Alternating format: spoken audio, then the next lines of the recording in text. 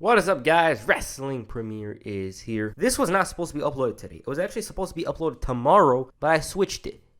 Today's video is now tomorrow's, and tomorrow's video is now today. It was supposed to be Kane and X-Pac today. I even started editing it, but I switched it out. It's not coming 2 days from now, 3 days, 4. It's coming tomorrow because I want to end the month with a bang, and I owe you a long video to end the month.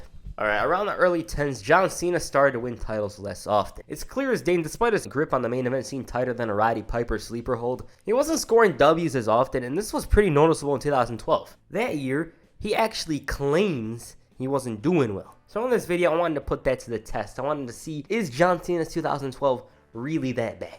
Heading into 2012, John Cena's reputation as the top dog was somewhat threatened by the likes of CM Punk and, oddly enough, Kane. He was forced away from the title picture, yet it was clear that he could re-enter quicker than a Chris Benoit Orlando Jordan match. In the beginning of the year, he was saddled in a feud with Kane that saw Cena turn into this dark and gritty person. Add to that, it took Cena a very, and I mean very long time to actually best the monster. In the meantime, Eve tried making a move on him, which fractured his relationship with Zack Ryder, but nonetheless, Cena did not embrace the hate and had a clear mindset ahead of WrestleMania 28. His match with The Rock had been building since April 3rd of 2011.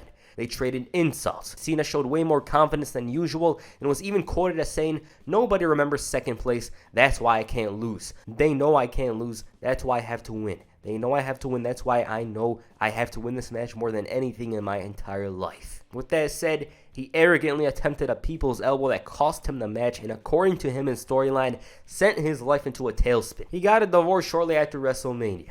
Brock Lesnar randomly returned and whooped his ass, and this led to a match at Extreme Rules that was almost entirely one-sided. However, Cena came in clutch like Eli Manning did in the postseason earlier that year and actually beat Brock Lesnar. So he kind of rebounds. I wouldn't even say kinda because he beat a former UFC champion, but wait, it was technically still a bad month. And all the confrontations he had with Brock Lesnar, Cena would take more damage. Add to that, he lost to Tensai, and to cap off the month, John Laurinaitis destroyed his arm. In May, Cena was absolutely obsessed with getting rid of Johnny Ace, and this led to a matchup between the two for Over the Limit. If Cena wins, Laurinaitis is gone, and as expected, he dominated during the match. He beat him from pillar to post, used a fire extinguisher, blasted him with all kinds of weapons, and after having so much fun with him, the Big Show randomly comes in and does the least shocking heel turn of all time. Like, seriously, I remember thinking he's gonna appear at the pay-per-view and turn on John Cena, and lo and behold, in a 2-month time span, John Cena lost The Rock, got his ass kicked by Brock Lesnar. WWE doesn't like to mention that he actually won, lost to Tensai, and now took an L to John Laurinaitis. It's terrible, right? But from here, Cena bounced back and beat Big Show in the steel cage match to get rid of Laurinaitis.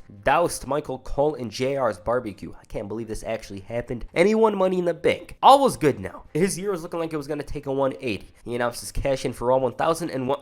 Lost. Yeah. John Cena turned out to be the first person who failed to successfully cash in the briefcase, all because he wanted to be like Rob Van Dam and give the champion a fighting chance. Nonetheless, he got a title shot for SummerSlam and technically tapped out Big Show. The man was hyped to win the title, but the match was restarted, and despite the humongous task of dropping the Big Show with the AA, CM Punk stole it. By the looks of it, titles were apparently allergic to Cena in 2012, but he was still putting in effort. He got yet another shot in Boston, his hometown. And this time around, Cena did everything well. He even had Punk's shoulders pinned down to the mat. It seemed like he was now a 12-time champion. He celebrated like hell, but in the process of pinning Punk, his shoulders were down on the mat, and to make matters worse, he suffered an elbow injury that left him out for about a month. So he had to forfeit his title shot to Ryback. Upon his return, the big guy was still hungry for a title shot, and Cena was ready to get his title shot, and at the same time, he was in a relationship with AJ Lee. They were constantly denying what had went down, but after Vicky Guerrero revealed the information, they eventually went public.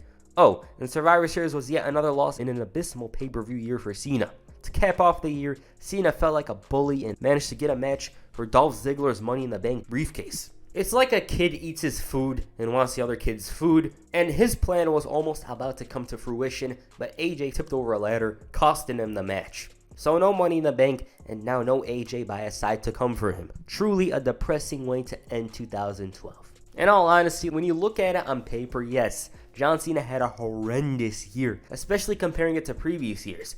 His shoulders were notably missing gold. He lost every time when it matters. However, looking at the calendar year, he lost only 7 singles matches and won 25.